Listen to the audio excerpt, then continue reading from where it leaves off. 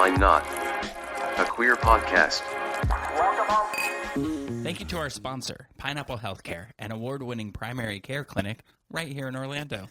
Pineapple Healthcare offers mental health counseling, HIV, STI testing and treatment, and specializes in care for the LGBTQ plus community.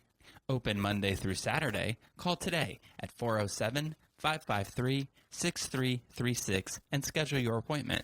Pineapple Healthcare. Better together. Hi, everybody. I'm Rick Todd. And I'm Jeremy Williams, and you're listening to Wine. Why not? A queer podcast. Queer podcast.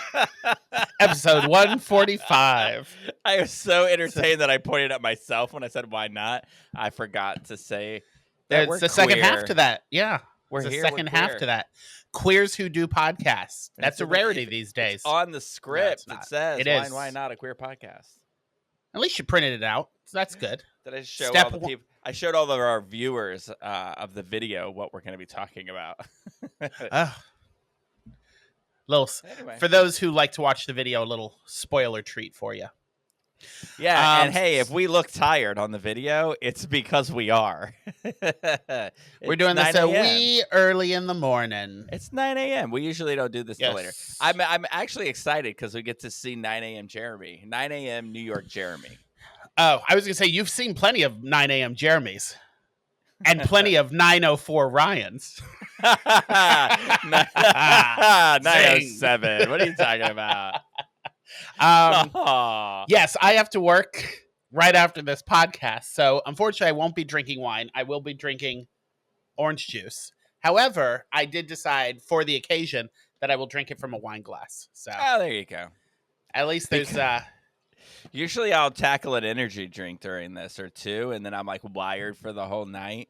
But it's 9 a.m., so I'm drinking coffee and energy drink at the same time. So I don't know what's coming out of my mouth at the end of this. Ooh, that's good. Yeah. We'll see how it goes. We'll see what 9 a.m. podcasts are like. Yeah. I assume it will be less loud, maybe? I don't know. We'll see. I feel like I'm as loud as I normally am. We'll see. Where's your roommate? I'll be less red in the face. He's in bed, sleeping. For now. For now. Good times. So we're at 145. Did you come across anything fun, or do you want me to go first this time? I don't know what. Sure, you can. I came up with a couple of fun facts. I don't know how fun. They lean more on the fact than the fun, but we should go with you. You should start then. Okay. Just I kind of categorized them. I have a New York one. 145th Street Bridge here in New York City is the bridge that crosses the Harlem River that connects Manhattan to the Bronx. I hear January 1st they're renaming that to Communism Bridge. Yes. Or Escape to the North, capitalists. Just kidding. That's the capitalist refugee bridge is what they're going. Yeah. You know what? When our new mayor takes over, he can rename the bridges to anything he wants as long as I get free buses and cheap rent.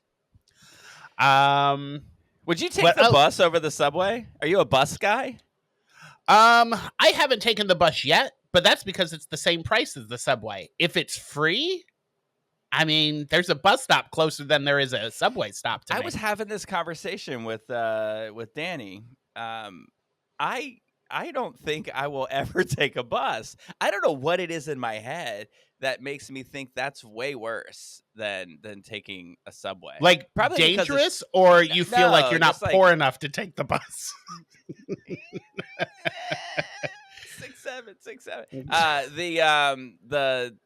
No, I think it's that. I think it'll become really crowded, but it's traffic. Like you've been in New York traffic, right? You've been in a cab at least, or a Uber. I have, and I've been in some Ubers, and I'll be honest, the traffic isn't great. Not as bad as like there are these horror stories that you hear about the traffic in New York, and it's been at a standstill for an hour. I have experienced none of that, and I've taken when I have to go to my VA appointments, the VA is on the other side of Manhattan. So I like to take an Uber there because I was like, oh, it's one of those things where you have to switch trains, subways, if I take the subway.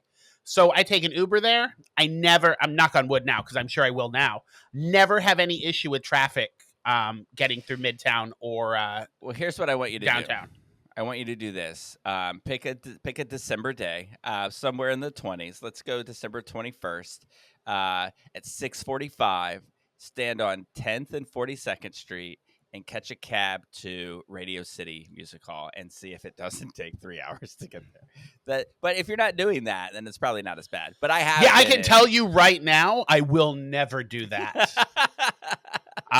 During the holiday season, I will not be going to Radio City Music Hall. And this, I get it. It's a classic. It's a legend.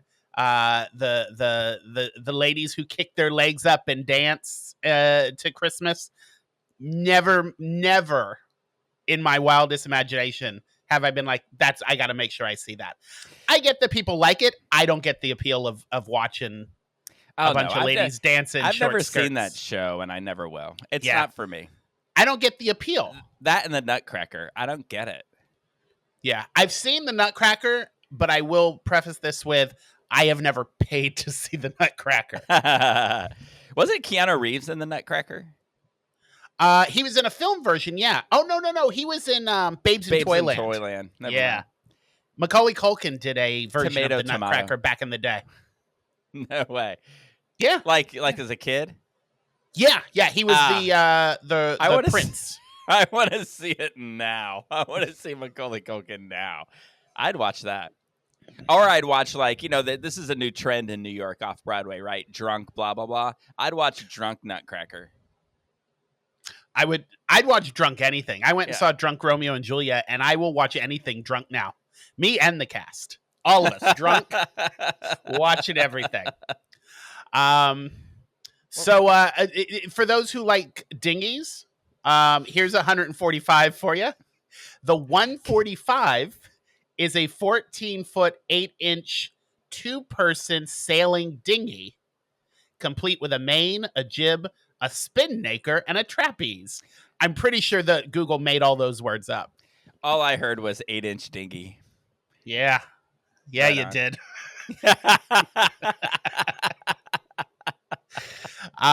That is not even a fun fact for me because I'm not a sailor. I solely picked that one because of the word dinghy.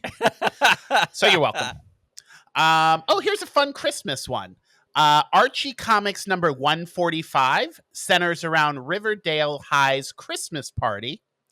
A deep-cut character, Wilbur Wilkins, shows up, and Alexander Cabot crashes the party because she was crushing on him, causing holiday havoc. So if you're an Archie fan, that's your big Christmas episode.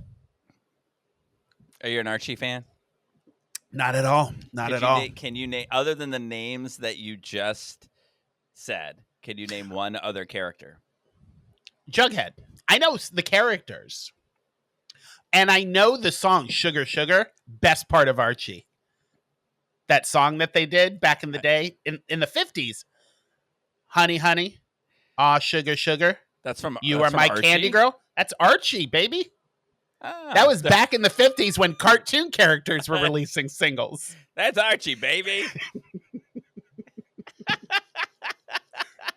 You sure there's no champagne in that glass? I hope so. My favorite memory of that song is I have these moments in my life, and I had a couple this week, that are like, I'm like, oh, that feels like a movie. So when I was in the military, I was stationed in Aviano, and one of my best friends there, her name is Jen. Not your Jen, my Jen. We were coming back. We were coming back from dinner, and it was pouring rain. And this was back in the day when we had CDs that you listened to in the car because you didn't have streaming. And I had a 1960, the best of the 1960s. And Sugar Sugar came on, and we pulled up into her parking lot as that song came on. And she cranked it up and got out of the car and danced in the rain in the headlights and had me come out and dance with her. And we danced to Sugar Sugar in the rain in the headlights. And if I wasn't gay, that would have been the moment that we kissed.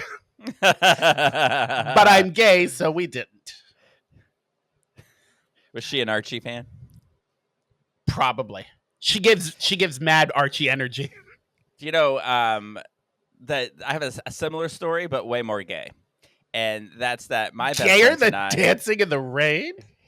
As soon as I say the one word, as soon as I say the D word, you're gonna get this. Oh, So my friends in high school and I, every time we were driving the car, we would listen to Disney music, and every time Be Our Guest from Beauty and the Beast would come on. yep. um, Gayer.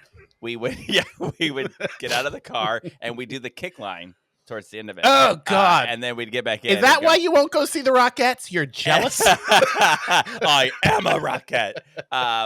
No.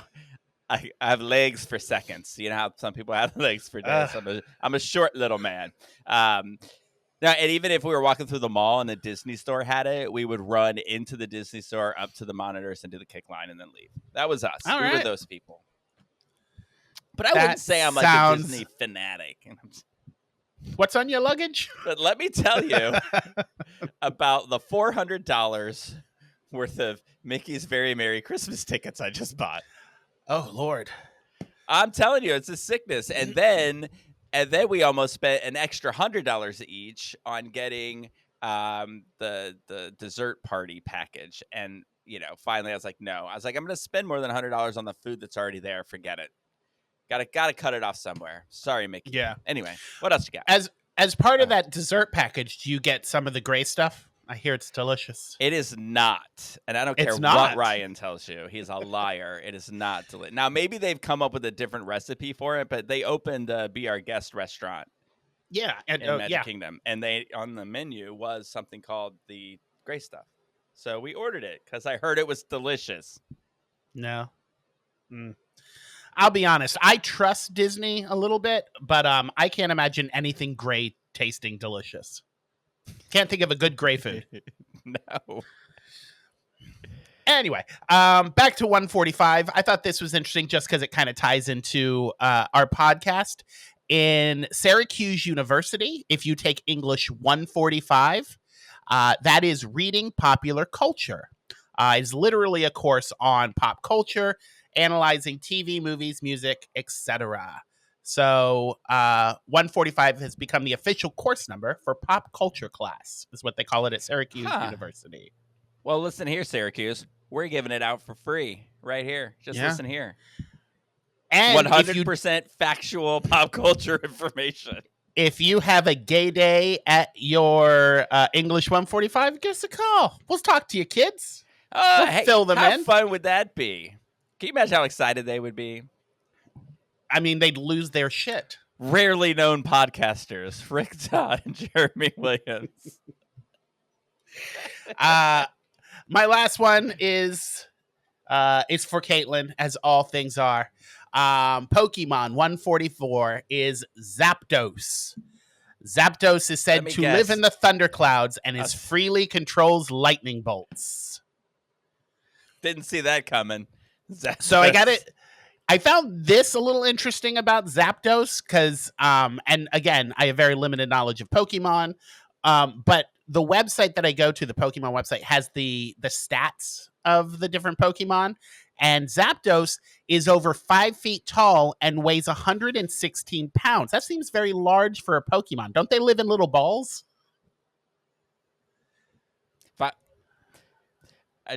Just so you all know, we paused there because Caitlin is speaking and talking to us. So I know you can't hear her, but it is huge bird. It is. I am told it is a huge legendary bird.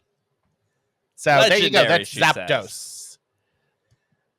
So there's there are 3 legendary birds. We talked about one last week, and I foretold of the 3 legendary birds, and then completely forgot over the week, and am now again surprised of the 3 legendary birds. Hey, speaking for getting over the week, I was going to give you a hint here as to what the 145th episode of Friends is, and I was going to say it's what you thought it was last week. Now, if you can remember what you thought it was last week, then you've got it right. I bet it has to do with Bruce Willis. It sure does. It's the Neat Guy episode. It's the one where Ross meets Elizabeth's dad. I think the Neat Guy is probably the next one or the one after that. This is where he first meets him. All right. You want to hear an interesting tidbit about that episode? Bruce Willis did that for free. And the reason is because around that time, he did a movie called The Whole Nine Yards with Oh yeah. Matthew Perry. And Bruce Willis swore that the movie wasn't going to do well. And Matthew Perry's like, no, it's going to open at number 1. And Bruce Willis said, if it opens at number 1, I will guest star on Friends for free. And the movie opened at number 1, and that's how we got Bruce Willis in his little stint there. Yeah, that was a good movie. Mm-hmm. I really liked it. The sequel wasn't as good. It was nother nine and a half yard. Oh, a whole. It was a whole nother 9 yards. But it was the first one was really good. I liked it. What a terrible name for a movie. a whole nother 9 yards. Yeah, they're not inventive with some of the sequels. Like, you remember that movie with Robert De Niro and Billy Crystal, Analyze This? Yeah, Analyze That. The sequel, Analyze That. Like, come on. I'm looking forward to 28 decades later. Ah, yes. It's going to be a good one. Did you hear? I heard this recently that they're doing a film version of Merrily We Roll Along. I think Ben Platt's been cast in it. And it's the show takes place over a long distance of time between friends, right? And so they're going to film it over the course of however long that is. What is it, like 20 years or something like that? Oh, all right. I always find that interesting because I'm like, what's going to happen? What happens if something happens to one of these actors in 20 years? Yeah. Well, that's what they did with that movie Boyhood. Yeah. Did with you watch Ethan that? Hawke and yeah, I thought it was pretty good. Was it good? I always wanted to see it. Yeah. Patricia Arquette got an Oscar for it. Now was it I know, Patricia? Now I know why I didn't see it. Who's the one that's in Medium that kept getting Emmy nominations? I think that's Patricia Arquette. Yeah. I'm pretty sure. Yeah. I just don't. Yeah. There's like 3 or 4 Arquettes, and I think it's Patricia. There are things like words that I hear weirdly and things like that. When I watch her, to me, she's like monotone. Like there's no emotion. There's no, like, it's all like, for some reason, I know, like, obviously the Emmys, who get everything right because The Bear's the funniest show on TV, they like, everybody like thinks that she's really great, especially in that show. Now I watched that show because, you know, I like shows like that, but I just never really grasped the idea that she was that great in it. Same thing with Severance. She's in that, but just seems very monotone to me for some reason. And I blame myself. You know, she's clearly a great actress. It's just the way that I hear her. It just seems weird. Anyway. Yeah. I will always remember her as the young girl on Nightmare on Elm Street 3. The best of the nightmares. Oh. Love that one. Not 2. 2's Actually, not bad for what sorry. it is. The best, it will always be the first. Because First is good. Johnny Depp in a crop top is, I'm sure, what made me gay. Yeah. I'm sure of it. If you go back to the first episode, it is exactly what turned me gay. We talked about it. Crybaby too. Man, he was a good looking guy. Yeah. Before he started shitting in people's beds. I'm just kidding. Oh. I don't know if he did that. Was it him that did it, or was it her that did it to him? I didn't follow. I didn't keep up on the details. I heard about it. The only thing that I took away from the trial that social media kept referencing was when she said her dog ate a bee or got stung by a bee, and then she does that wince face. And they're like, come on, girl, you're an actress. You can do better than that. All right. I only put this in here, and I never talk about Seinfeld, but you had mentioned this before. So when we talked about this particular film. So I wanted to see if you could guess what the 145th episode of Seinfeld is. Oh, Lord. It What centers season? around Elaine. It's from season 8, episode 17. March 13th, 1997. Is that that's not the infamous dance, is it? No. It's the English Patient, and it's the episode where everybody loves the English Patient but her, and she loses friends. Her boyfriend breaks up with her. Like, people hate her because she doesn't understand why everybody loves the English Patient. I would totally be Elaine's friend. I agree. I don't get the hype for that. The only movie that's more hype that I don't get is Shakespeare in Love. I don't get why people like that movie. Do you know, we talked about that the other day, and I quoted the girl that's at the movie and calls it Shakespeare in Love, and Danny came in and told me I was racist. I'll just leave that there for everybody else to decide, but I was just like, I guess you can't always quote people. No. All right, here we go. 145th greatest Moving on. movie. I know, right? I think I'm gonna let that lay there and let you guys message me on socials and tell me if that's okay or not. Because that scene is one of my favorite scenes in a movie ever. And I always like share that meme where she's like, that's some screwy shit. I love her. And then even this weekend, we were talking about something. I don't know. You know, you get into these conversations with your husband about like, what are you going to do when the masked police show up to arrest you because you're gay? And I was like, I'll run and say, "We was, girl, we was." So I quote that movie all the time. I love it. She's in the new Leonardo DiCaprio movie. Oh yeah, and she's getting some Oscar buzz. Oh yeah. Yeah, there's some Oscar buzz about some things I don't necessarily agree with, but I bet she's wonderful. I should watch that. All right, 145th greatest movie of all time. There's no way you're not going to get this, and I don't know how to describe it to you. Give me the year first. 1946. 1946. Is it a Hitchcock film? It is not. It is. It's a black and white film. Obviously, 1946. Yeah. 'Tis the Season. Oh, It's a Wonderful Life. Yeah, I was like, this film will play on loop for 24 hours on Thanksgiving Day, or the day after Thanksgiving, and then at least twice a day, every day after that through Christmas.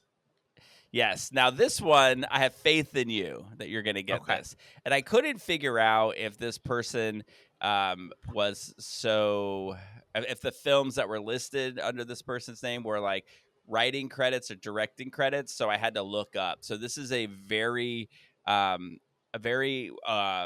nominated director for a lot of movies, but nothing, well, maybe something somewhat recently. I think like maybe in the 80s there was something, but most of it stems from like, you know, the 60s, 50s and 60s and stuff like that.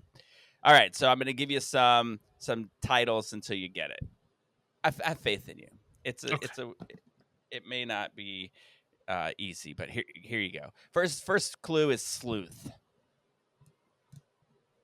Oh, I can tell you who starred in Sleuth. Wasn't that Jane Fonda's or Paul Newman? That's the Paul Newman one? That is a level of research that I did not do for this particular segment. But I do believe in. I don't know. It might be too early for that. So I might be thinking of something else. I'm just gonna look it up real quick. Cast of real what? Sleuth. Cast of real quick. Well, it looks like Michael Caine was in it. Okay. I'm not seeing Jane Fonda. In fact, it looks like there were nothing but men in it. I think I'm thinking of Clute. Okay. How about the Barefoot Contessa? The cooking lady? I knew I recognized that name. Did he direct her TV show? Oh, no, it's a movie. And that's got... I didn't know that was a movie. Yeah, I didn't either. It's got 100% on Rotten Tomatoes. That's got Humphrey Bogart in it. Oh. All right. I thought maybe we'd get that because I recognize the name, but probably because we both like to eat. All right, here we go. This is the big clue. This is the one. Okay. All About Eve. Oh, I don't know who directed All About Eve. Oh, okay. I know of the movie. I know it's famous. I could not tell you who directed it.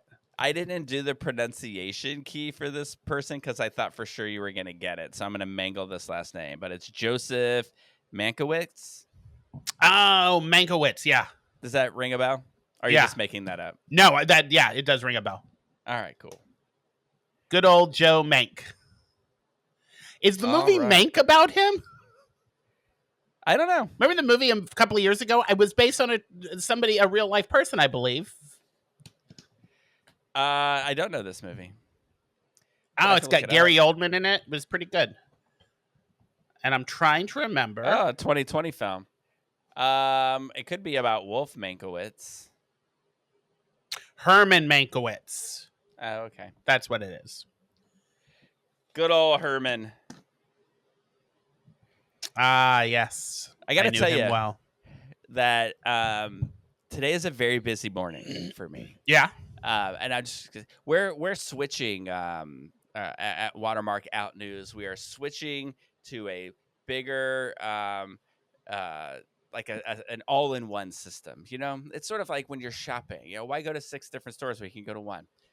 So like all of our processes, all of our systems, everything that we're doing, we are switch. Going to the thing. Sorry, you know how I am, right? When I get an email and I check it out, I lose my train of thought.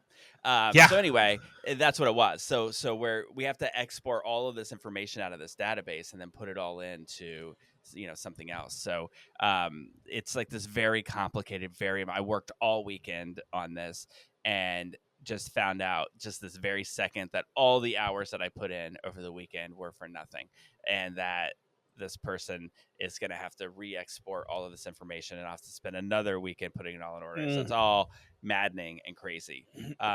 So that's going on. Also, the contractors are currently at my house and texting me about things that they're talking about at the house. So I'm just kind of like, eh. But anyway, we'll get through this. This too shall pass. Fun. The contractor part. Getting stuff going there. Yeah, it is kind of cool. I'm excited about it. It's just that things are, nothing ever goes the way it's supposed to go, right? So here's the deal. Do we care to talk about this? Or just go through it real fast? I wasn't even going to be part of my story, but here we go. We're turning our garage into a primary suite. And we want to put, we're taking part of this back sort of addition, which was like a second living room, patio-ish kind of a thing that leads to the outside.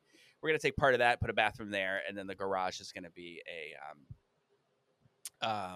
the bedroom and closet and all that.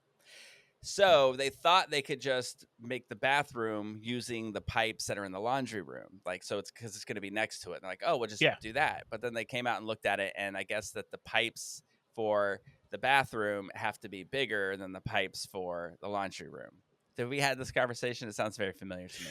Not to me. No. Okay, cool. So they came in and they said, oh, these are only 3-inch pipes. Apparently we take massive dumps and we need bigger pipes. So they have to dig from the front yard and go through the driveway, cut through the whole garage to get to the back. And they have to jackhammer the concrete and dig and lay pipes. And it's all a big, expensive mess. And it's more than what I wanted it to be. And of course, that's how every renovation goes, and so we're super excited about it.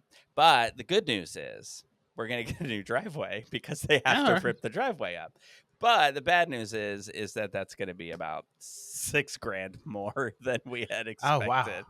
So, but also because it's going to be that much because we have to expand the driveway, because I think last time I told you the city came after us for parking in the grass. So they're going to expand it and take care of it all. And it'll be level now, which it wasn't. So we'll have better parking, blah, blah, blah. So that's all good. But the exciting thing is that it seems to be underway. It's happening. They're coming out. They're doing things. So, hopefully it happens soon. Nice. So how was your week? I mean, I have other things to talk about, but we can certainly get to your week first. It was fine. You did a lot of work. Had a couple of things, just city observances. I had something that, back to the whole movie thing, that I've seen in movies happen that has never happened to me before that really just irates me, is I ran for an elevator at work the other day, and the lady inside just left the doors closed before I got there. And I was so angry. I was like, who does that? Did she at least pretend no, I'm so confused. No. Where's the button? And she didn't even break eye contact. She stared at me as she saw me coming to the elevator and left the doors closed. I don't mean to laugh at your pain. It was at Macy's, so there was 9 elevators in a row. Did you see her pulling out her MAGA hat while it was happening? I considered watching what floor she would watch the little ticker and see what floor she got off on. But I was like, I don't have enough energy to go track you down and find out why you're a horrible person. Like, you come see me, I'm spitting your Uggs.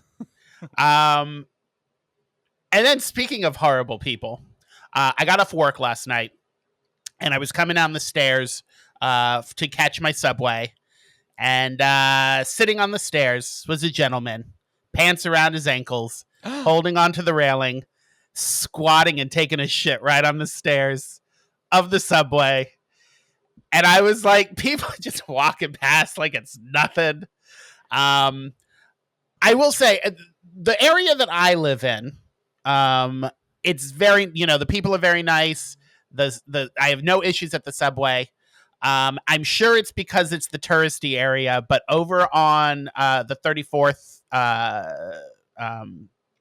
MSG subway station, a lot of traffic, a lot of holiday people. The Empire State Building's there, Macy's is there, Madison Square Garden. So I guess that's just what, when people talk about, oh my God, New York is awful and scary and terrible, I think they're talking about that area right there near all the touristy stuff, because that's where I saw the guy brandishing the screwdriver, the guy taking a dump.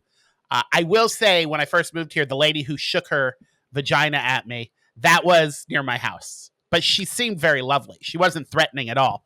But yeah, all the terrible, horrible things down over on 34th Street. No miracles this day. Just a man taking a shit on the stairs. Have you have you become the New Yorker yet that carries a bag? No, not yet. Okay. If I have somewhere to go, I'll grab a bag or I bring my cart. If I know I'm going to go shopping or something. Yeah. No, I don't just grab just like a bag, like a man bag, like how I carry around. I'll put my readers in it and my phone sometimes, and just things there. But I also, this is like what I carry when I'm in New York, or I'm going to be around crowds, and I carry a thing of hand sanitizer, stuff like that. Mm-hmm. So what I'm hearing from you is that now I need to carry around with me a little bottle of poopery. So if I just happen to pass someone taking a shit on the staircase, I can just, just for the public good. I would recommend it. Sure. Yeah. If you're going to have a bag anyway. In fact, they mention at work all the time, I don't even wear a jacket right now because it's only in the 50s. And they're like, it's cold. Where's your jacket? I was like, this ain't cold. This week it's going to get down to 30s. I said, I'll bring a jacket then. How cold is it going to get there? It's going to get into freezing. The lows are going to be in 30, 31. And the highs are going to be in the upper 40s, low 50s. Because today, the low for today is 38 here. Oh, let me see. I'm going to pull up today's weather forecast. It is currently 54 degrees out, and it will get down to wait a minute. That's the wrong one. What's today? Oh, today, 34. Tomorrow's high will be 42. It's currently 58 degrees here. Oh, yeah. You're only a few degrees warmer than me. I'm at 54. Next thing, we're going to start talking about how our joints hurt and what medications we're on and what doctor visits we're going to. How old are we? We're talking about the weather. Yeah, I would tell you real quick, because it's also not on my list of 1,000 things to talk about. I feel like I'm channeling some big Jeremy energy in that 2 days ago the air went out in my car. Oh, now, it was like there's a hissing noise under the hood, and then I see the shadow in my door. Somebody's lurking. Anyway, there's a hissing noise and the air's not blowing cool. And it was the day before, when we went to Disney, was 2 days ago, was in the 80s. So it was really warm. So we didn't take my car because all of this stuff. But you'll remember last winter when I took my car in and they were like, hey, it's blowing out heat. There's no problem here. Well, I have an appointment to take my car in to get the AC looked at. But the hour that I'm going to go and take it, when my appointment is tomorrow at 11, it's going to be 44 degrees. So guess what they're going to do? They're going to turn the air on. It's going to be blowing 44-degree air. And they're going to say there's not a problem. And I'm going to go nuts. So we'll see how that all goes. That sounds awful. Something else, and I don't remember it being like this in Florida. Maybe it's because y'all are close to the equator or something. I don't know. But we turned our clocks back this past week, and it gets dark like at 5 o'clock here. It does. And yeah, before it's very unsettling. When I lived there, it was just really weird when you live there and you work 9 to 5. Before you leave, it's dark outside. Like 4 o'clock, 4:30, it gets dark. And especially since that's when sunset is. So it's like with the sun gets behind a building and it's low and going, it could be 4:15 and it looks like it's midnight outside. And it has really, for some reason, it's affecting me this time. Like it 8 o'clock and I feel like it's 3 a.m. I went to bed at 9 o'clock on Saturday night. I'm an old man. If you're listening to this and you're below the age of 80, why? I'm an old man. Yeah, I mean, it happened here. It's just when it gets dark out, you're like, oh, all right, time to wind down. Me and Chris were watching a movie the other day, and it felt like it was 11:30, 12 o'clock at night. We looked at our clocks, and it's 6:30, and I was like, oh, I guess it's not bedtime. I guess we'll watch another movie. I just felt like it was time to go to bed. So that's mucked up my week, the whole throwing it off. New Lego put out a bunch of new sets. And I like to go by on the 7th floor at Macy's. They got Toys R Us there. It's Toys R Us at Macy's. And they got a huge Lego area. They've got a big model of the Macy's Day, Thanksgiving Day parade made of Lego. It's fantastic up there. I love it. So I go and walk around, check out the new Lego. And that kids cartoon, Bluey, they have Lego sets now. Never seen this show. My nieces and nephews are all adults now, so we're past the age that they would watch Bluey. But they had the new sets out, so I was looking at the sets, and they have a character on there named Jeremy. And I don't know how if you see something with the name Rick on it, you're like, oh, you feel a bond to the character of Rick. I always feel bonded to other Jeremys. So I decided to Google Jeremy from Bluey, and I don't like what I found. First of all, Bluey is a garden gnome. Jeremy is a garden gnome in Bluey, in the TV show Bluey. So far, so good. I love garden gnomes. It says Jeremy is an unlucky garden gnome on the television show Bluey. Here are the reasons why he's considered unlucky. In fact, he's so unlucky that a common catchphrase on the show is, poor Jeremy. And I was like, yeah, me too. But here's just a few of the things that have happened to poor unlucky Jeremy. I wish, though, before you get into that, sure. I wish that you had started with this. So then when you told me about the rest of your week, like, oh, it's going to the elevator and the lady just watched it close, I would have went, poor Jeremy. I saw a guy taking a dump on the staircase. Poor Jeremy. I feel like a very unlucky garden gnome this week. But poor Jeremy has been run over by something called the Granny Mobile. He's been kicked by a character named Frisky. Because he's a garden gnome, he was broken while playing Backpackers. I don't know what Backpackers is, but it does not sound fun. He has been catapulted into the hedges. And then my favorite, he has been used as target practice by a hippo. Now, I don't watch Bluey. But why are we teaching children that big fat hippos use poor innocent Jeremys as target practice? I'm confused. Like, what was the hippo? What was the hippo doing that needed target practice? Was he like ramming them? Was he biting them? Was he shooting them with a gun, throwing grenades at him? I have no idea. But I feel like our next episode, we should watch an episode of Bluey and talk about that. But yeah, so poor Jeremy. I feel bad for him. I almost bought the Bluey set just because it had the little Bluey Jeremy minifigure in it. I was like, Jeremy looks like. So let me just Google. It's keep in mind, Bluey is all dogs. So while it is a garden gnome, it is a garden gnome dog with the big pointy blue hat. He also has a friend. They call him adorable. They call him his partner, whose name is Tony. So it's Jeremy and Tony, the dog garden gnomes on Bluey. So Jeremy's gay? Oh, he's a police dog. Listen, He's a I guard. didn't ask what partner meant on Bluey. They just call him his partner. I'm pretty sure he's gay. Are you I'm pretty watching, sure they're gay gnomes. Have you jumped on the British baking show bandwagon yet? No. right. I see clips on TikTok, but I haven't watched a whole episode. There's a there's a guy on it. So there's a lot of gay people on it this season. And it's over. And unfortunately, we just started watching it. It ended last week. And then, of course, my stupid phone told me who won. But there's a guy on there who constantly refers to his girlfriend as his partner. And he'll just say, my partner. And I'm like, is that another gay? And then I'm like, no.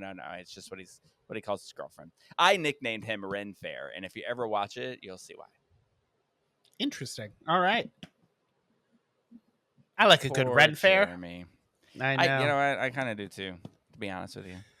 So that was the only other thing that happened, and this is just because I hope people from Macy's and Uggs are listening.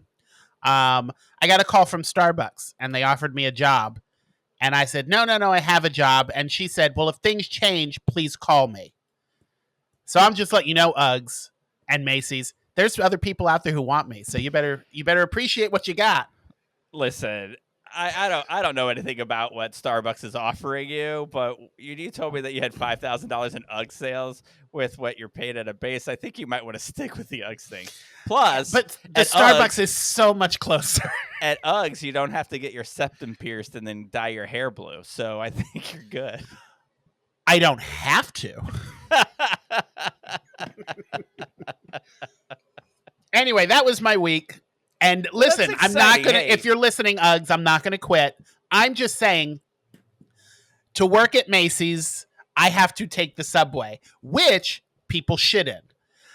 If I get this job at Starbucks, I walk out the door and I walk 2 blocks to my left and it's there. So there was some consideration for a moment of, it would take me 2 seconds to get to work. No, I must step in as your friend, as a co-host of this podcast and former employer of you. I demand that you not work within 2 blocks of your house. I need you to expand your horizons. I need you to go out into the public. All right. Oh, I did go to Brooklyn. The last thing I did go to Brooklyn this week because I had to. Speaking of expanding, we have a friend that lives reach there. I hope it wasn't this area. We both do. Do we? Yeah.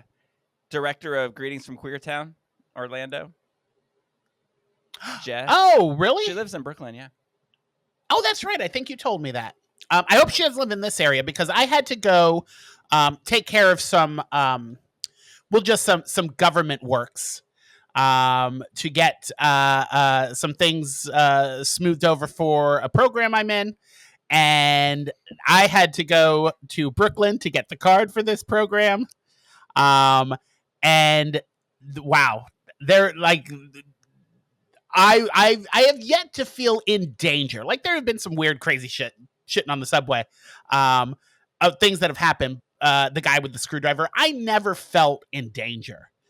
I felt my life was in danger in Brooklyn.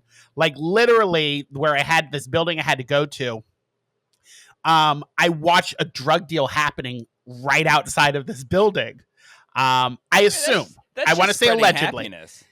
The guy handed him a little baggie, and then the guy with the baggie the guy who took the baggie handed him some cash. And there was a bunch of people there, and they were,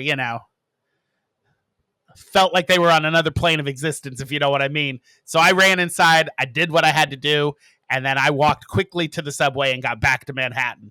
Now, not all of Brooklyn. I've been to a couple of parts in Brooklyn that are very nice. This particular part of Brooklyn, I will not be going back to. So I told Chris, and he looked it up, and he goes, yeah, never go to that part of Brooklyn. I don't remember what it was, but he told me never to go to that part of Brooklyn.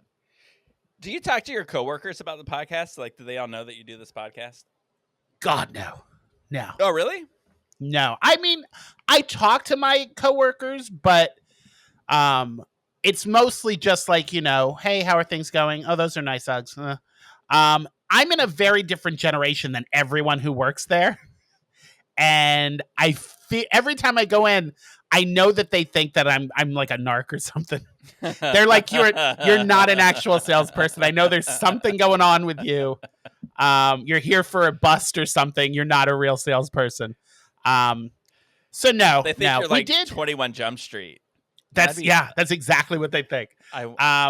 Look, we're coming up with movie ideas here. This is great. Like, yes. Yeah. Like someone who looks so different than everyone else that's hired gets hired to sell Uggs at Macy's in the holiday season to bring down the drug dealing elves and Santa. This is classic. I can and you may not be a fan of his, but I can see where Will Ferrell playing this role. Yeah. Like trying to act like the young kids. I wanted Jack Black. I always want Jack Black to play any character that is based on me. Jack Black plays me.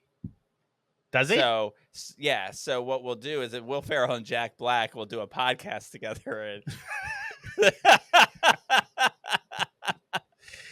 I would love it if Jack Black and Will Ferrell would do a podcast together.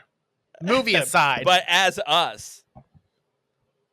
I love it. Yeah. Anyway, so that was my week. How was your week? I was asking because I talk to people all the time. I mean, obviously, right? It's like podcasting is like CrossFit, and you're demanded you must get more people to listen to it.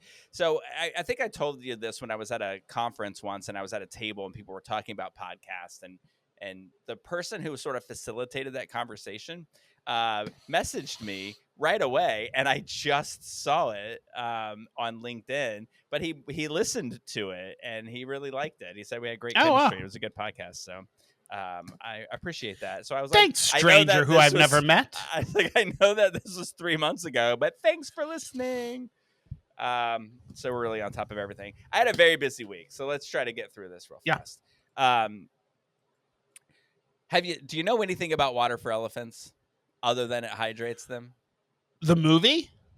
Well, I mean, it's a Broadway show too. Yeah. Yeah, I didn't see the Broadway show. I know of the movie. The movie was okay. It's got Reese Witherspoon and Robert Pattinson and Christoph Waltz. It's a good movie. I hadn't seen it. I hadn't seen it. I didn't know much about it. Except that it was about the circus. So here's a little funny story about that. There's a guy that I know that works at the Dr. Phillips Performing Arts Center as an usher, but he also has season tickets. So he goes to the opening night and then he ushers the other nights. And I ran into him and a friend of mine before the show started, and I asked them if I said, I don't know anything about this. I was like, I don't know if you guys research it, so don't tell me. Sometimes I like to see shows that I don't know anything about. I said, I just know it's about the circus. And this guy was like, I don't think it's about the circus. So, of course, I'm like, this guy's pulling my leg because I saw the Tonys and it's totally about the circus. And then so we're sitting there. We ended up sitting in the same row because we get media tickets and they have season tickets, but they ended up putting us like 4 seats away from them. And at intermission, the guy leans over to me and he goes, oh, I had looked up the synopsis for The Outsiders and I thought that's what we were watching. And no, I mean, The Outsiders is kind of a circus as well, depending on who you ask. There's a pony boy, not a pony. There but sure a pony is. Boy. So anyway, I just want to say, Water for Elephants. I had very low expectations, and it was amazing. It was really great. Yeah, I'm going to give a shout out to Zachary Keller, who plays the lead in it, who's also been on some of my favorite TV shows like Chicago Med. Chicago Fire, and he was in Shameless. Couldn't figure out who he was in that, but it was just really good. The music isn't catchy. It reminds me of like a Sondheim show, which I'll get to in a minute, where it's like there's nothing like sort of melodic about it, and I would never listen to the music outside of the show, but it was really good in the show. And so the female lead, Helen Krasinski, she was pretty amazing too. But it's a show about a guy whose like parents die and he's got nothing. And so he's like just jumps on a train to leave town, and he ends up jumping on a train that's the circus train, and he ends up joining the circus, and it's this whole like love triangle kind of thing. But there's first of all, the cast is beautiful. I think you would have loved it. Like they're just insanely like muscular, like good looking guys and gals. But there's this scene, just to give you an idea of how strong that these people are and the amazing aerial work that they did. There's a scene where they're raising this pole to set up the big top, right? And it starts flat on the stage and they lift it straight up. Well, at the end of the pole, there's a guy holding it like this. And as it lifts, he just kind of turns with it and to where he's just like parallel to the stage, never wavers anyway, just like the strength it must take to do that. So just really, really cool, really good show. Nice. I recommend seeing it. I meant to look up to see where it's playing next, but I didn't. So check it out. Look it up. It's touring all over the U.S. Wednesday was the Pride Chamber mixer. How'd that go? It's interesting. How are the old Pride Chamberies? Yeah, it's interesting because I don't know if you're aware of this, but Gina Duncan left the Pride Chamber. Yes, I did hear that. Yes. I would say rather abruptly. It wasn't like, it wasn't like as they say on Steel Magnolias, there's a story there. There's a difference when you resign a job from saying like, hey, I'm leaving for like the executive director of Zebra Youth left recently. Heather, in the process of leaving, but it was I'm leaving and we're starting this process to look for somebody and I'm going to stay on until we do this. This was I am leaving immediately. So today is Tuesday and I am gone on Monday. And did you know that these are just chamber members? So forgive me, this is just Jeremy and I chatting here. Did you know that the Boldover people are moving to Spain? No, I didn't. Like that was their last. There was the last meeting that they were going to be at for the Pride Chamber because they're taking off to Spain. Listen, I rarely go on Facebook these days, so I have no idea what is going on in any of the lives of the middle-aged women that I knew in Orlando. Now, it's these two lesbians, and they're moving to Lisbon, and I thought that makes me giggle a little bit. Yeah, they're moving to Lisbon. Okay. Oh goodness, printed front and back. I had date night on Friday. That was fun. I think that was the first one we've had since. Where'd you Dylan guys moved go? Here. We went to Bonefish. It's where we always go. But I got to tell you, I'm trying to watch my weight, which I do. I watch it go down and then I watch it spike back up. So you can get good healthy food there. So I get just salmon and sauteed spinach, and I love it. But it was good. We had a great waitress, and we had a really good time. So Saturday, right? Saturday is was a big anticipated day for us for a while because David Archuleta, who was one of my favorite American Idol contestants, who I thought should have won, was performing at Epcot for the Food and Wine Festival. Which I refuse to talk about the Food and Wine Festival, but I will talk about David Archuleta. So we were going to see this, and then I thought, they came out with their new holiday line of merchandise. So let's leave a little early. We'll go to Disney Springs. We'll check out the merchandise, and then we'll go to Epcot. And so we go there. We check it out. There's some really cute stuff. Not like really, really. There were some things before. There was like this whole plaid Donald Duck theme a couple of years ago that I was like in love with, and I'm like, I've got to get this now. This other thing was like, all right, this is cute. Maybe I'll come back for it. But I was looking for outfits like pajama pants and a long t-shirt to go to the Mickey's Very Merry Christmas thing that we're going to do next month. So we were looking at all that. And then we remembered. Now, before I get into this, I just want to ask you this question. Like, has there ever been something that you liked, like food-wise, it's just so delicious, and you're like, oh, I like this, so I'm going to go get this thing, and I'm going to eat it, and it completely changes your life in a bad way?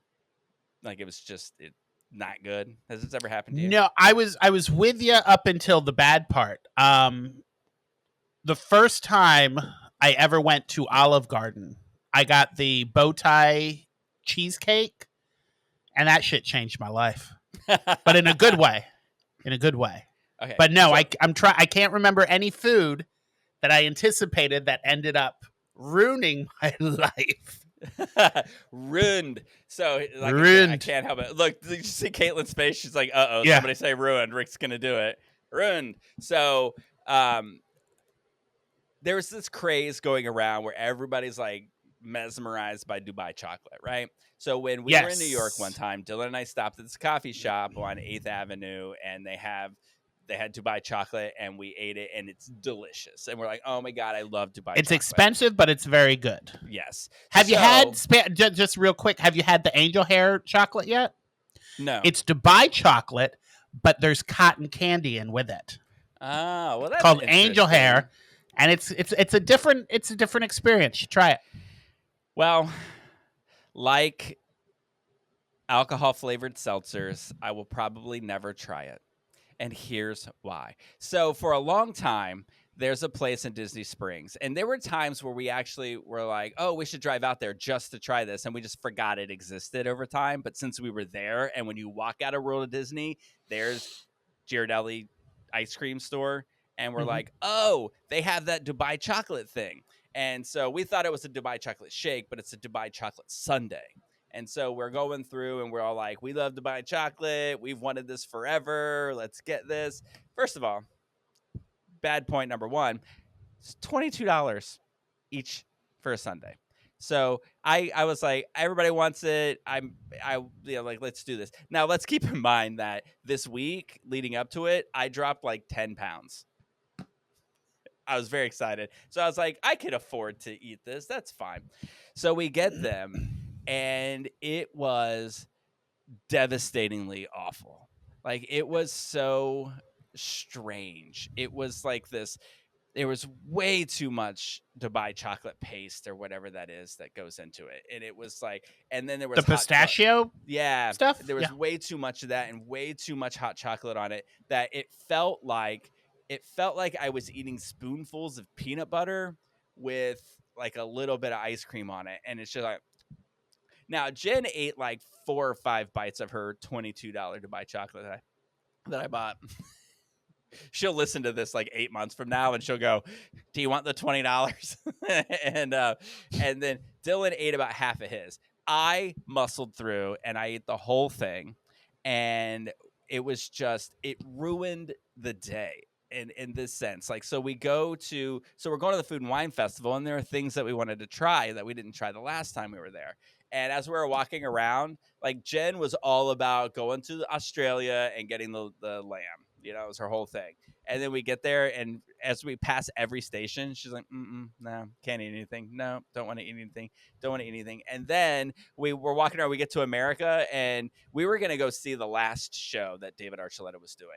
But so we just happened to get there like a couple songs into the third show, which I want to say, as big of a fan of I am as David Archuleta, doesn't bring in the crowds like Air Supply does. So you could stand in the back and see his show. So we stopped and we watched him perform like 3 or 4 songs. And then we were like, all right, well, no need to stay. And then we just left because we just felt terrible. Like, just kind of gross and like, oh, and like, then we started watching the Great British Baking Show, and every time somebody put pistachio on something, just all of us were like, ugh, like, God, I don't even know if I like pistachio anymore. It was just way too much over the top. But I do want to say this about David Archuleta. He's so adorable. He is just a very, very good looking, sings very well. And this, Caitlin, you might like this part. It's kind of fun. He's a little awkward, I think, at times. But he did say it's his second year at being there, and what he likes to do is just he asked somebody in the audience to shout out a Disney song, and he'll sing that Disney song. And he sang "Go the Distance" from Hercules, which was incredible, really, really good. Then everything else he's saying. That's a risky move, too, because somebody could be shouting out some obscure Disney song he doesn't know the lyrics to. Right. I was going to go. Well, then he just picks whichever one he knows, right? But I wanted to go back and yell, like, "Reflections from Mulan." I want to hear him sing "Who is the Girl I See Staring Straight Back at Me," which I think he would have been great at. But he was wearing like a black wife beater and jorts. I mean, come on, what? It just looked like he was like, oh, he rolled out of he heard there were people in the front lawn, so he walked outside the house on a Sunday afternoon and started singing to them. But and it was humid, so he was like all sweaty and just David Archuleta cute. Great performance, but we didn't stick around. I did go home that night though, and I ate pizza, and of the 10 pounds that I lost, every single pound came right back to me.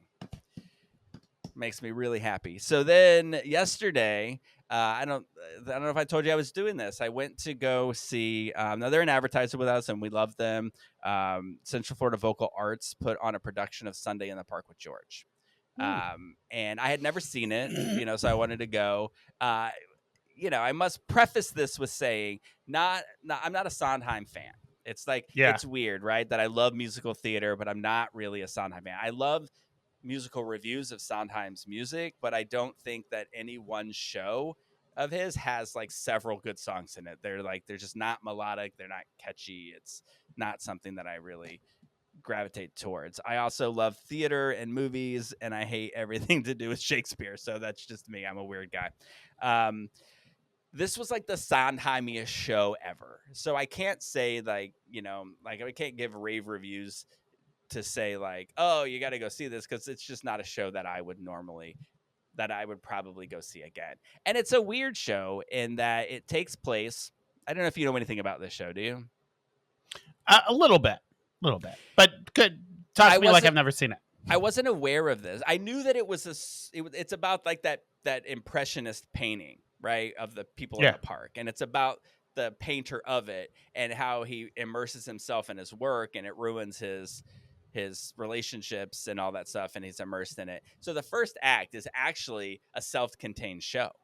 In fact, when the lights go out at curtain call, that could be the end of the show, and you'd be like, okay, that was a show. But then you come back in the second act, and it's like the first part takes place in like the 1800s when this painting was done. Act 2, 1984. And it's the great grandson or something of this guy, and he's also having problems and immerses himself in his work, and the ghost of his great grandmother or whatever comes to him and helps him through it all. And interesting, but it was good. I will say that's a sci-fi twist I didn't expect this to take. That's what I'm saying. So it was interesting and weird. I will say that, obviously with a name like Central Florida Vocal Arts, what you're going to want to get right is the vocal arts, and the people had like they had amazing voices, and it was really good. So for what I don't, what I can't fault the production for the composer, so I will say that the vocals were really great. That's Sondheim. He's going nowhere. Yeah. Oh, not anymore. Look, he's got great. I get it. He's a great composer, great writer. You don't like Sweeney Todd? It's probably.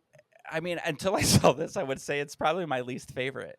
No, I love Sweeney Todd. Just not interested in it. And again, it's the music.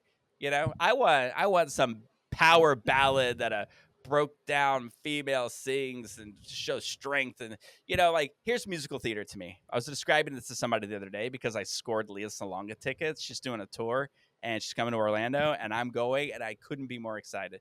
But you think about that song in Miss Saigon where this guy that's in love with her finds out she had a baby by an American soldier, and he's like, the only thing that we can do is kill this kid so that we can be together and not live in shame. And he pulls out a gun because he's going to shoot this kid, and she stands up in front of him and sings, "You will not touch him." And it's this powerful moment, and all this music that is musical theater to me. This other stuff is not like. So, but you could. They're so different, and it's just. This is my taste, not that thing. So anyway, but the vocals were great. So go see it if you have the opportunity to. What else have I got? Is that all I did? I don't know. That's all that it says on here. What's on your notes? Go down your list. That was the last thing. Well, I mean, that was yesterday. So, would. Then I just watched more Great British Baking Show, even though I know what's going to happen. So how does that work? Because it's on Netflix, right? Yes. Doesn't Netflix release everything right off the bat? Not all the shows. I mean, you know how like Wednesday they do half the season and then half the season and then and like, I haven't watched Wednesday yet. And like Stranger Things, they're gonna release this in parts, and then there's gonna be a movie that comes out in theaters, and then they're gonna put the movie on. Great British Baking Show. Every week they release a new episode. All right. So how did you find out who won? Because on you have a Pixel, right? Yeah. You ever right swipe and then go through the headlines? Oh, so you're just not caught up. It's already been released. Oh, yeah. Last week, the winner was announced. And then as I was going through, it's like Paul Hollywood, said this of the winner. And I was like, oh, thanks for showing a picture. Is that his name? Paul is that Hollywood. Who Hollywood is named after? He's the bread king. He's actually it's an endearing show. It really is. And there's like this 80-year-old, one of the judges is an 80-year-old woman who doesn't look 80 years at all, Prue. And she is like as a boozy lady. And anytime they put booze in the dessert, she's like, more booze. And then she actually like tried to twerk in the last episode I watched, which was hilarious. So it's really it's cool because it's so un-American. And let me describe what I mean by that. You watch an American competition reality TV show, and you'll hear phrases like, I'm not here to make friends. I'm here to win $1 million. Or, and they're just, it's just like a competitive vat of anger competition. This is like everyone, whoever, like there's competitions throughout each episode, and whoever wins, everyone gets excited for them. They help each other. They want each other to do well.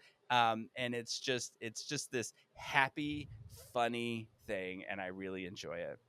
Yeah. The clips I've seen on TikTok, it seems like a lovely show. There's this and they all seem like lovely people. There's this joke that the co-host made, and they had to make, chocolate mousse cakes, or like chocolate mousse cups. And the host she said, full disclosure, this is what my stripper name is, or something like that. And it cracked us up so much. Delightful, wonderful show. So anyway, nice. That was my week. And I would tell you, it's only going to get busier. I feel like I have something to do every day of this month. Yeah. It's the holidays. It's a busy time. Time. Sure is. But we found time to watch a movie. We sure did. Yeah. I had an hour and 35 minutes last night I could sit down and watch. Yeah. Nice breezy watch. Yeah. Nice short movie. It's so interesting. I already have issue with movies that time jump. Like time travel exhausts me. But when you add into that a flavor of a different style of film for the memories. So you've got like what happens in the past and present. And then you've got a camcorder sort of videotape of what the person's impression of it was. It can get confusing, but let's start with overall impressions.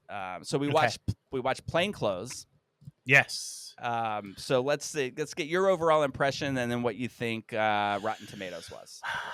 We've talked about this on many podcasts, that your level of tiredness and your focus ability weighs a lot on what you think of a movie in that time that you watch it.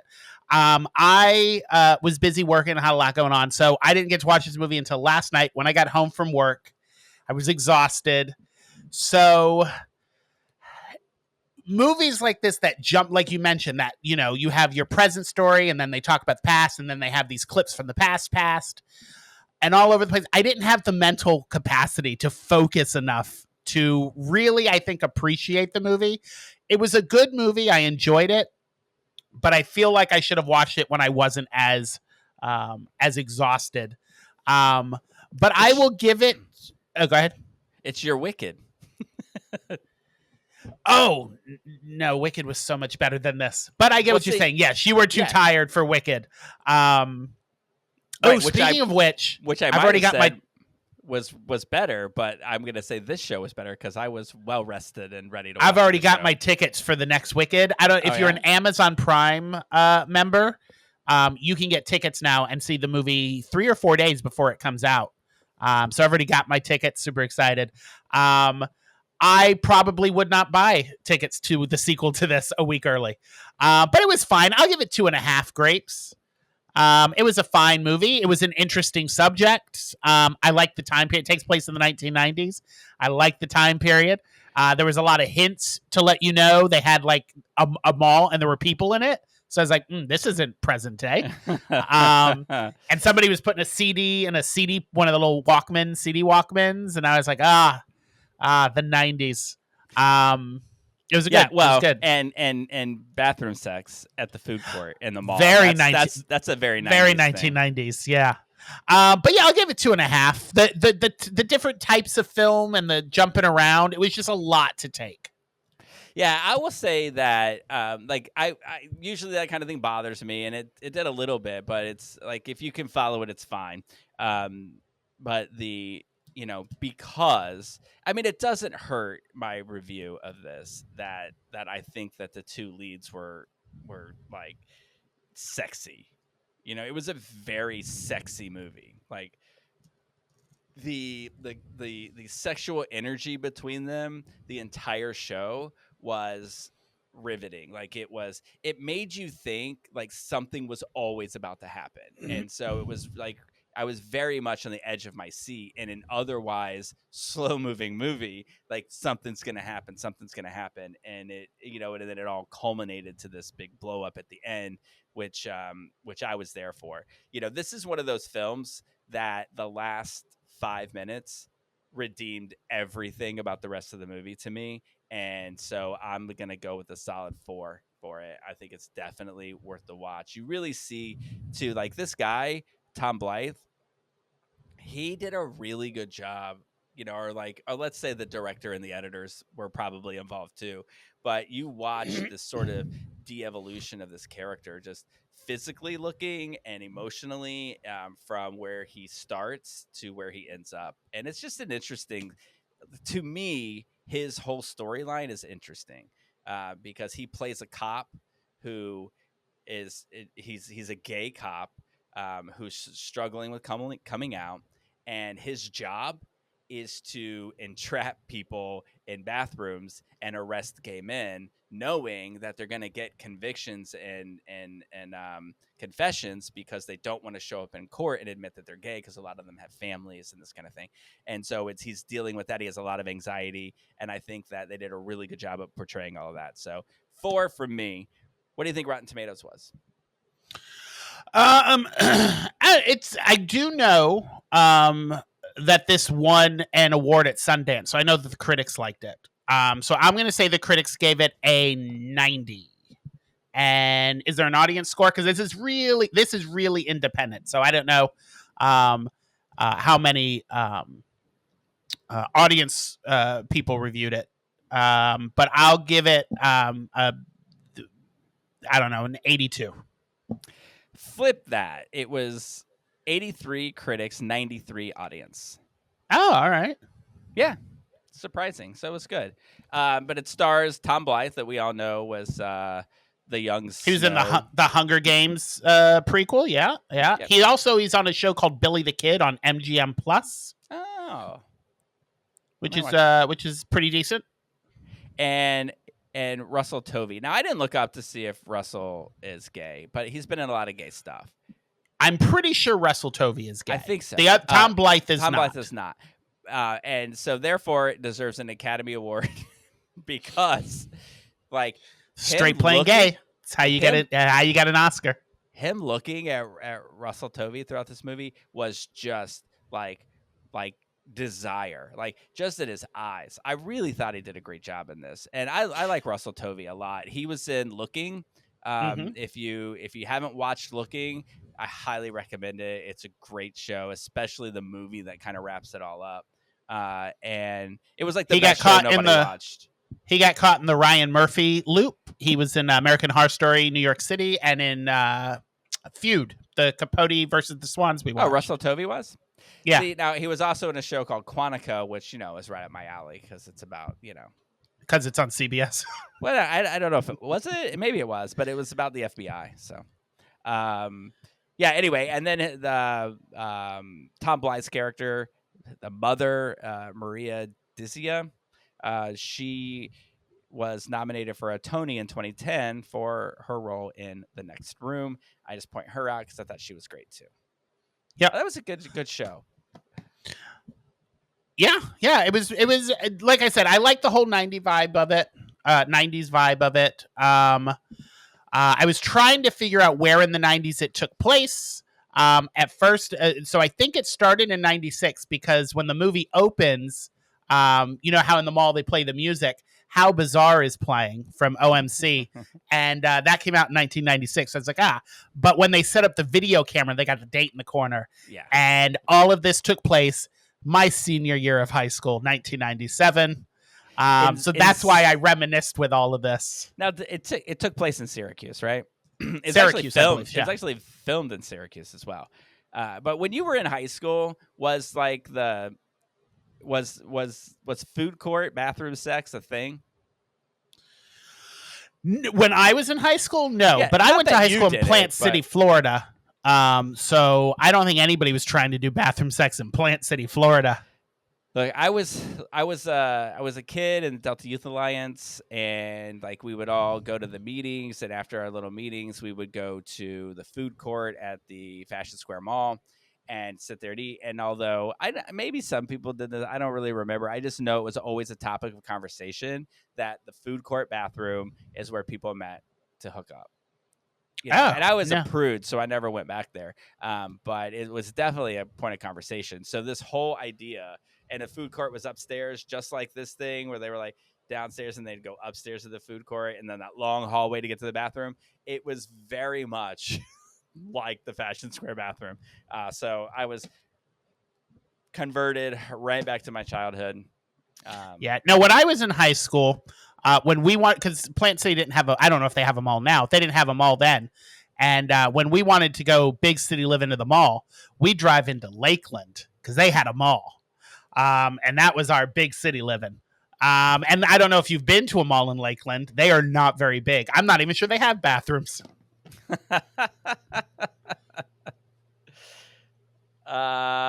So in this thing when this guy, he's Tom Blythe's character, he's having a hard time with Lucas. Yeah, he plays Lucas, and then Russell Tovey plays Andrew. Yeah, so he's having a hard time with his job, and he doesn't like what he's doing because he's ruining people's lives, and he feels like it's kind of hypocritical, and so he's not doing that great at it. So the department brings in this like very, very masculine, very muscular rookie to sort of train with them. And there's a scene where they're all showering, and you see this rookie and the backside of him, in the shower. That's a man who does squats. That's a nice. Jen and I during that scene both looked up without cueing each other, looked at each other and said, "I think Jeremy's gonna like this movie." That was a good. That was a positive scene there. That was a good scene. I thought it really brought the characters together, brought out their motivations. You can tell a lot about a man by looking at his ass. Yeah, and I'm not gonna go I don't want to get too into the weeds about what happens in it because it's new out on demand. Yeah, and you should really check it out. I think. Yeah, I will say this because this is early in the film, and when he's talking about the job and the new recruit and they're going over the rules. Apparently, there were 2 rules when you're entrapping someone to make sure that you can get a conviction because I guess that there's if you do one of these 2 things, then you kind of screw your chances of getting conviction. One of them is you can't talk to the person. You can do head nods or hand gestures. You cannot say a word to them because I guess that's entrapment. And also you can't enter the stall. So you have to wait for them to go into the stall and start to, pull it out. So those are the two rules. So if you're ever caught in a bathroom with somebody you think might be a cop, you make them talk. You make them say something to you before you do anything. Yeah. Is this? I don't know if this is still a thing. But entrapment? I've heard it's happening here in New York just a few months ago that they were entrapping people. Like where? I don't. Public bathrooms. In public bathrooms or like gay bar bathrooms? No. Public bathrooms. I think. Okay. I didn't see any mention of gay bar bathrooms. I think gay bar bathrooms are expected, and people That's just interesting. Like, what's the? I mean, I should have looked all this up because now I just have a million questions. Like, I think Eric Adams is just trying to get some stuff done before he gets out of here. Why can you not pull your junk out in a stall at a bathroom? Isn't that the point? Or I guess if you're showing it to somebody else, it's indecent exposure. But is it indecent exposure if they want you to show it? Well, that's why you can't enter the stall, because if you go into the stall but you leave the door open and you're on the outside, the expectation is you're not supposed to see what's going on in that stall. Oh. So what you should do is go into the stall, close the door, and then like wave it in front of the little crack in the door. Like, it's over here. You know what? Waving it in front of the crack is not bad advice. That's how it starts, right? In that case, don't say a word to each other. At least in a lot of the videos I've seen, that's how it starts. Now, I will say one of the things that this movie did do is it got me reminiscing about the old days. So I am very happy for the advances we have made as a community, for relationships, for being able to be open. When I was in the military, it was still don't ask, don't tell. And there is something about the sneaking around, you might get caught, the danger of it, that is very enticing and arousing. And when they're like sneaking around, and like when they go to the greenhouse and he's like, oh, nobody will show up. They only come in the morning and nobody comes out here. But there's still that, oh, what if they come and check on the plants? Or what if, this is a different day and they have to try, they're doing something new at the greenhouse. And just that excitement, or when they're in the movie theater and they're on the balcony and the lady's going in to check because they knocked a bunch of stuff over in this scene, so they were hiding.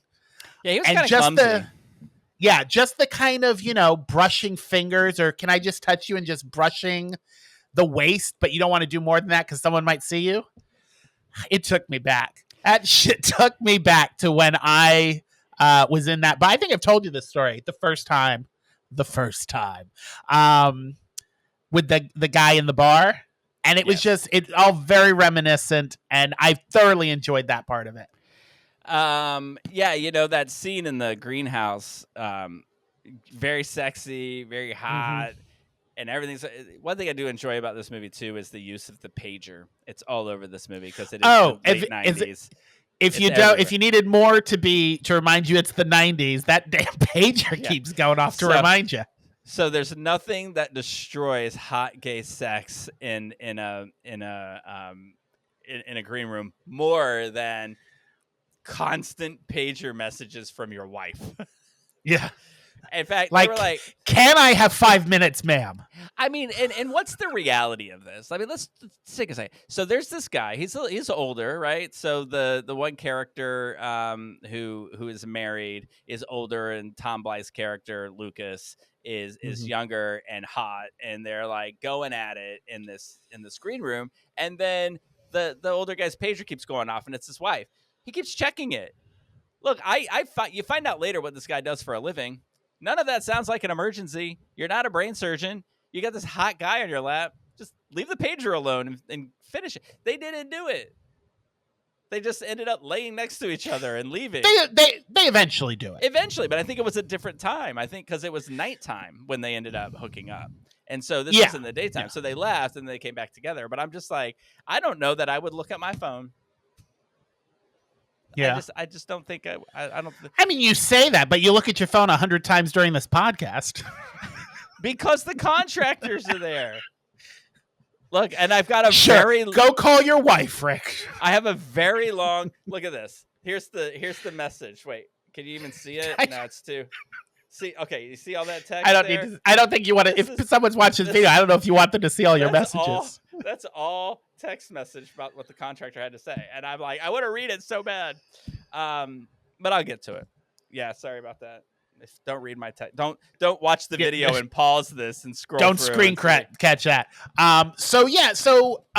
Early on when they first meet in the movie theater, he sees that Andrew is wearing a wedding ring. So he goes into this knowing, hey, you're leading a double life. He's leading a double life. You're just two guys leading your double lives, getting to know each other.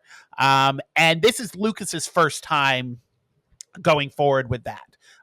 Andrew obviously has done this. He mentions to Lucas that he never sees the same guy more than a couple of times because he doesn't want to ruin his life with his wife and his kids and his job. So he can't do it more than a couple of times with the same person, lest feelings develop. And Lucas, this being his first time, I think we've all met gentlemen who fall in love way too quickly. And I think he thinks he fell in love with Andrew. And he gets a bit obsessive, and to the point where because he's a cop, he looks up the license plate of Andrew, finds out where he works, and kind of unravels Andrew's whole life, which Andrew is not happy about. I think he actually gets away. Like nothing happens. Yeah, I mean, in the grander scheme of things, he gets away with it. But obviously, he did not expect Lucas to be looking up his license plate to find him.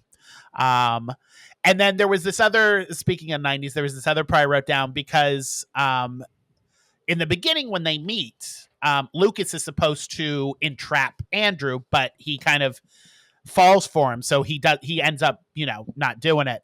But Andrew gives him a slip of paper that has his phone number on it, which turns out probably is his beeper number. But he calls him, and then he calls immediately back. So it led me to think maybe it wasn't his beeper. Maybe it was a phone number. And I don't know if he had caller ID. I don't know if they had caller ID I don't know when that came out, mid to late 90s. Star 69. But I thought, right? I was going to say, did he star 69 that? But I'm guessing later. it was. He did. Boom. But I'm guessing it probably was his beeper number, and he just had it ready available because he wanted that. So, it was an interesting movie. What did you think about the scene? So the whole thing with this police department is they want to get gay men because some guy murdered two little girls. And when they asked him why he did it, he said it's because they wouldn't perform oral sex on him, which is something he learned in the bathroom at the food court. So they targeted this bathroom, or in a bathroom, and so they targeted this bathroom to get these deviant gay men who turn normal children into murderers. And but so they when they're training the police officers to do this, they show them a VHS recording of the sting operation from years before, and it is like, I don't know, I guess I shouldn't say hilarious, but it's just like this. It's like it's graphic, but it's not graphic. Right. Like they don't show anything, but it's still very graphic. They show this older guy who is dressed like in a suit with his suit pants down on the ground and his ass sticking into a stall. Yeah, he just bends over and puts his ass in the stall. And that kind of made me giggle. A lot of it that, is. Yeah. Yeah, it's a very grainy, pornographic looking film. The graininess of it doesn't help it at all. They keep going to that whole kind of home video look. It gives it almost a snuff film look to it, which is very odd. Yeah, and I do want to point this out before this podcast ends that, I don't mean to make light of a terrible situation because these kind of sting operations are horrible. When I first started working at Watermark, it happened a lot at Daytona Beach. They were doing a lot of sting operations on the beach. And listen, leave gay people alone. Sometimes when you're in a place and you can't just go out and meet people in the grocery store at the produce aisle picking out eggplant like everybody else, let people get it where they can get it and leave them alone. It's so like you think about like the reality of the situation and people who are so lonely and so in desperate need of contact that this is what that they do this because it's the only outlet they have for it, and then to be petrified and then to let that wall down and allow something to happen and then it be fake and a sting operation that destroys your life. Awful. Terrible of the people that did it. These kind of sting operations, terrible. If you've ever been involved in one, you should have quit and taken a different job. It's terrible. That's all I have to say about that. Anyway, check this movie out. It was hilarious. Oh, yeah. No. Look, I thought it was great. I do think like Tom Blythe there might be some Oscar worthy moments in there, and maybe the mother as well. I thought it was really good. Did it? Yeah, I mean it's very independent. So very independent, which I mean you might see this at the Independent Spirit Awards in a couple of categories. As far as like with the Oscars, we're coming up at the end. There ain't a whole lot of buzz for it, but I do agree. I feel like particularly Tom Blythe should be in the conversation. I thought he was really great. The ending is it's definitely worth seeing for that ending. Yeah. I just want to say, fuck that uncle. What a dick. He's a dick all the way through. And when the kid confronts him, I was like, yes, good for you. I didn't expect it to go where it went. Now, yeah, I expected, I don't know if I should say this, just judging from the preview of it and the chaos of the de-evolution of this character, I was like, someone's getting murdered. Before this movie is over, someone's getting murdered. Yeah. I don't know that happened. I did know, and I won't expected this. I will say, in the beginning, when he first talks to Andrew, Lucas gives him a fake name. I won't say what the fake name was because it kind of ties into the ending. But when he gave him the fake name, I knew where the ending was going. Oh, really? Yeah. Not me. As soon as he said the fake name, I was like, "Oh, I know what's going to end up happening." In fact, when it happened, I looked at Dylan and said, "I did not see that coming. I did not, like for whatever reason." The how it plays out, I didn't expect that. Yeah. But the catalyst, after he gave the fake name, I knew that was going to come to play in the end. Yeah, and what a sad life that family Yeah. had. I don't know what. Did they ever say there was something wrong with the dad? I don't know if they ever said what it was. I mean, he dies in the beginning, so I don't. Yeah, it I don't know might have just been why. something they didn't But it was mention. like- I don't think why he died.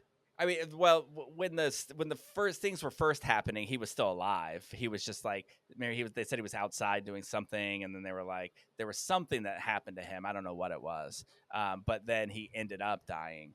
I don't know what it was. Anyway, check it out. Yeah, I say yeah. check it out. Jeremy says check it out. But don't expect much. It's Jeremy says available get it- It's available to rent. It's worth the $6. I'm not going to pay the $20 to buy it. Yeah. But it's worth a $6 rental if you got nothing to watch. Jeremy says, get well rested and watch it. You know what's funny about the buying of movies? There are many movies we covered on this podcast that are terrible that weren't for rent and we had to buy. And I went to Jen's thing and I was like, you bought all these movies? And she said, if it's not Harry Potter or Marvel, it's your fault. Yeah, I'll go through my Fandango list where I keep my movies, and I'll come across one that I was like, why did I buy this? And then I remember that it was $4 to rent, $5 to buy, and I was like, fuck it, I'll pitch in the extra $1. Maybe I'll like it. I have yet to go back and rewatch any of those movies. Just the Marley and Scrooge one. Did I buy that? Christ. I hope I didn't buy that one. I'll have to go look. I think it was buyable. I think it was something we watched on YouTube. You know what I bought for $1 that I did rewatch? That Fran Drescher gay Christmas movie. Why'd you do it, Fran? I can't believe you rewatched it when that was the title of the episode. I'll tell you what. The second time around, I liked it a little more. I think it's going to be like one of those Christmas movies that suck when you first watch it, and it's going to become an annual tradition for me now. Maybe what we should do is when we get to episode 200, we'll go back to the beginning and rewatch everything and see if we think differently. I bet our listeners would love that. Yeah, you know. But we will be back next week to watch something else and talk about other things.